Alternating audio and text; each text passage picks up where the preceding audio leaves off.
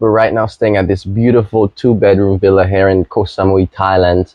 I'm here with our host, Alyssa. Alyssa, thank you for having us, by the way. Nice to meet you. Nice having you here. Thank you. What would you say is the best month to visit Thailand?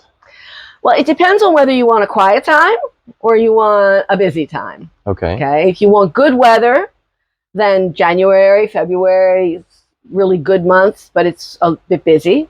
Okay. And then if you want to come when it's a little bit quieter, September, actually this month is not too bad, but you do have a slight chance of rain.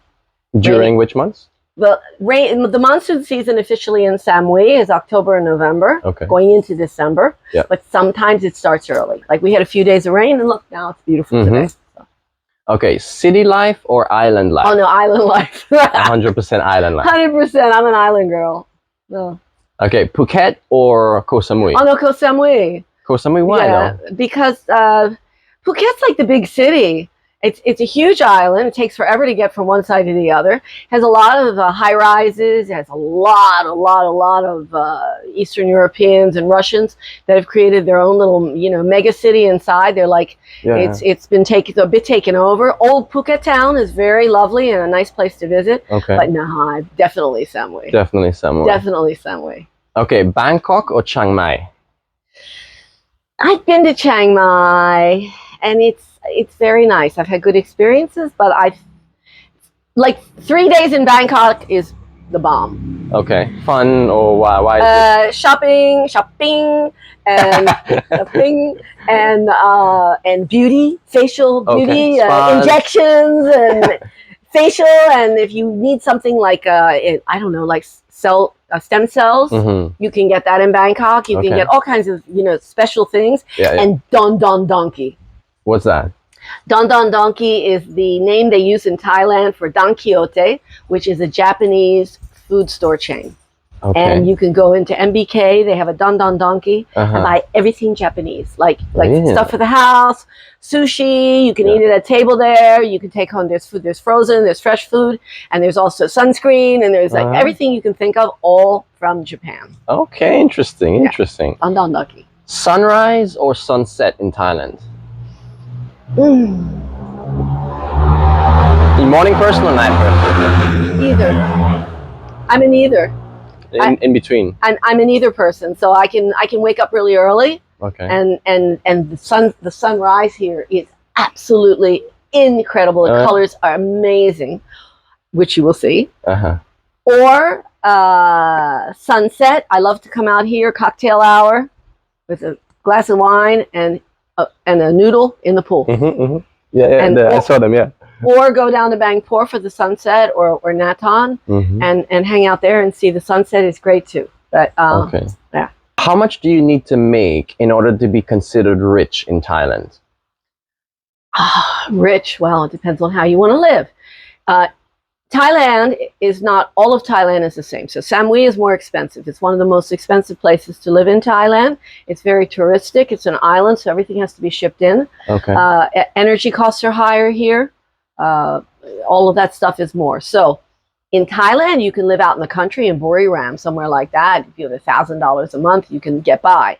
Okay. But I'd say, if you got $3,000 a month, that's a lot. Okay, so you'd say with $3,000, you're considered rich in Thailand. Yeah, that's pretty much, you can pretty much go out and do what you want, I think. 3, unless you're living in Bangkok in a high rise and you're going to the jet set spots. Yeah, okay. Biggest culture shock for foreigners? Not being able to flush the toilet paper down the toilet. That's a good one. Yeah, that's absolutely true. That's true. Yeah, people get really bummed out about that one. What about the bum gun? Was that a culture shock for you when you first came to Thailand? I thought it was great. The bum gun is great, but I still need the toilet paper to dry it off afterwards. So I don't know. But I will say my criteria for actually having a clean bum has gone up a few notches since I discovered the gun bum. Right. You know what I mean? So your game has leveled up. Yeah, my game has leveled up. Yeah. One word that describes the villa best. Home. Nice, I like that. Actually, I wake up every morning to birdsong. Okay. We have a lot of birds around here. We have some incredible birds. If you could host one celebrity in the villa, who would it be? I think Cyndi Lauper. Cyndi Lauper. Yes, girls just want to have fun. I'd be in the pool with her. We'd have a couple glasses of red wine, cocktails, and we'd have our noodles out, and we'd be just jamming. I'd invite all my friends here, and we would have so much fun. If you could only recommend one thing for your guests while they're staying at the villa, what would it be? In Thailand, I think everybody wants to go see the elephants. And here in Samui, we do have a number of rescues and refuges and havens, but you do have to remember that elephants are not indigenous to the island of Samui. Samui, up until the 50s, was known for coconuts. Their means of support was growing the best coconuts in Thailand. I didn't know that. Okay. Yeah. And so then when tourism came in, that sort of moved it aside, and the elephants only came here because people were riding them in these horrible loops and in these elephant parks. And when COVID hit, all that shut down, and they had to figure out what to do with all these elephants and all of these mahouts that were taking care of them. Yeah. And it turned into a refuge. But if you really want to see elephants, you should go up above Chiang Mai to Maenam, or up in that area, and they have these huge, beautiful refuges where they live in little families, the elephants. Okay. And they live naturally. They live in families, you know, and you got the grandma and the mom and the dad and the babies and stuff, and they each have their own spaces on acres and acres and acres of land. What's your favorite thing about the villa? My favorite thing about the property is the garden. The garden. Yeah, it's very beautiful, by the way. And the favorite thing for everybody else probably is the swimming pool, because we have a beautiful pool.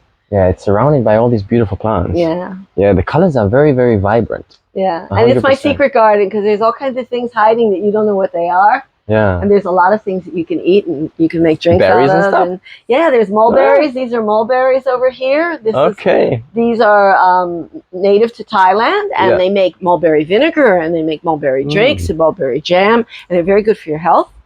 And we have something called taling ping growing over there. It's a small fruit. It's in the same family as star fruit. Okay. It's over by the side gate, and it's very, very, very sour. It's a real Thai thing. Like, you dip it in salt and sugar and chili powder, and you eat it, and you go. What's the most surprising thing about running a villa that most people don't know? Well, for the most part, I have really good experiences with my guests, and I like people, and I like meeting all kinds of people. But you find out that everybody has their own expectation when they come to stay in a house that you're offering. And sometimes things that don't seem terribly important to you are very important to other people. So you really have to be customer service oriented, and you have to try to please everybody, no matter what their expectations are. There's 2 bedrooms. There's a full kitchen. There's a full living room. There's a full dining room. TV. There's TV. There's there's 2.5 bathrooms, and the linens are hotel quality. We use 250 to 300 thread Egyptian cotton linen. We have our linens laundered by professional laundry, washed with hot water and ironed. So we do replace them when necessary, and they are professionally done. And sometimes people will have children and they get paint on something, or someone has their hair dyed and the hair dye comes off on the sheets. And if we can clean them, we do, but sometimes we can't.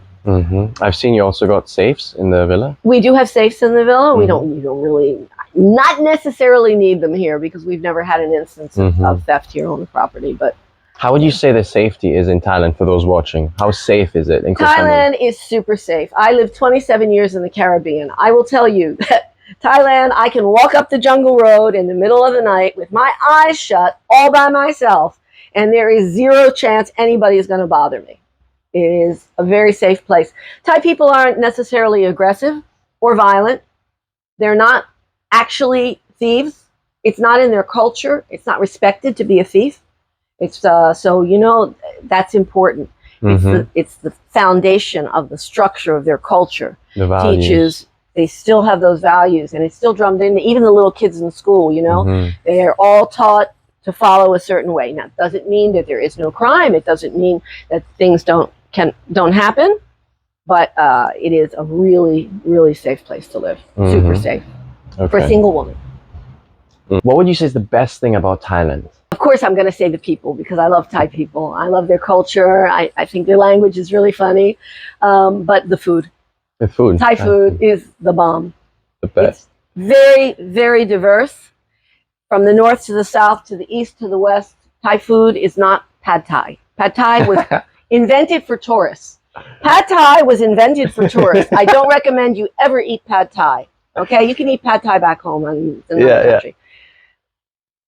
Thai food is so diverse because Thais, they eat everything. They know they can walk up in the jungle. You walk up the road with a Thai girl, and she's going to disappear somewhere. I'll be right back. And come back, and she's got something she's stuffing in her bag, and she knows what to do with it. Wow. Yeah. Thai people are very polite. They show their smile in front. But that doesn't mean that they're always happy with what they're smiling at. For the most important thing for them is to save face. They have to appear correct and polite. It's another thing that they learn culturally in growing up from their families and in school.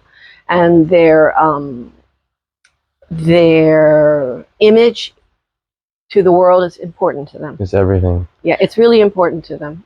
What about public displays of affection in Thailand? That's not encouraged, eh? No, it's not really encouraged. I mean, yeah, they know foreigners do that kind of stuff, but you'll never see a Thai guy and his girlfriend like kissing or hugging in public. It's just not. Not part of the tradition. Eh? No, and I tell you, when I first started to come here, I'd say, what was it, 20 years ago? Yeah.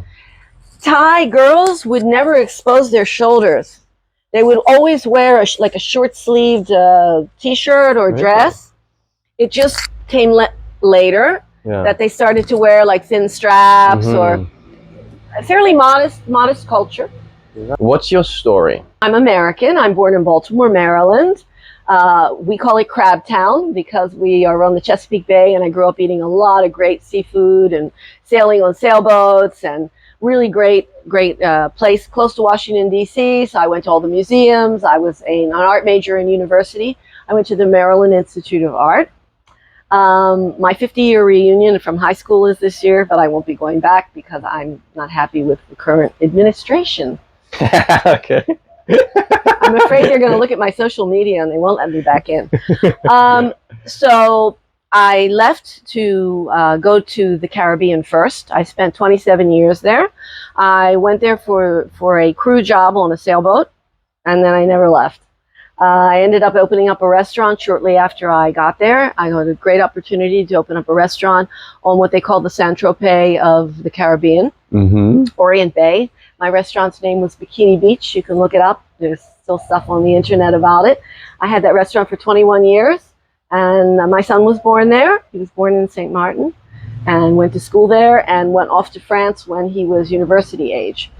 I stayed there until 2017 when Hurricane Irma hit. And as it was my 12th hurricane, I decided I'd had enough and decided to move here to Thailand full time. We have 10 two-bedroom, 2.5-bath villas that are 132 square meters. They're on 2 floors. With nice big wooden stairways that really make the room seem very spacious. The first floor is bright and has a big window.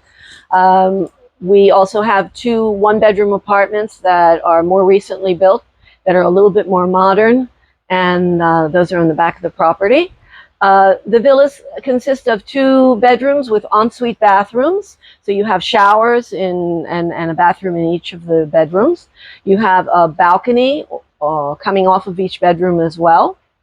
You have on the ground floor a formal living room, formal dining room, a large kitchen with a lot of space, and you have an electric oven, you have a gas burner, a microwave, and a bunch of small appliances. We give you dishes and plates and utensils and everything you need that you can actually cook a feast in your house by yourself. We have full-size refrigerators, modern, recent. The bedrooms have air conditioning. The ground floor, we have ceiling fans and we have fans. We have barbecues available. We have 1 barbecue for every 2 villas. So if you want to have a barbecue feast, you can do that off the back of the property or on the side of the property. And down, not far from here, we have the afternoon market where you can buy everything you need to make a feast. We have a 14-meter swimming pool that is cleaned every day. It's our pride and joy. We have this nice sala that's for everybody to use. You can come out here and hang out and have cocktails. You can share your dinner here if you want. Everybody shares it. And even when we're full and all the villas are full, chocked full of people, it never seems busy. The pool is never jam-packed with people. There's always some lounge chairs to snag, because when people come to Samui, they have an agenda. They want to go visit the 5 islands. They want to go visit the temples. They want to do some shopping. They want to see the markets. They want to go out to dinner. They want to go out for sunsets. So it's not like people are just sitting here and they're not moving. Because the people are coming and going all the time, it's never really crowded here. I have people that come back every year. Right. They're Russian people that come from Moscow that come back every year. I have Ukrainians, I have Russians, I have Icelanders, I have Mongolians, I have people from everywhere.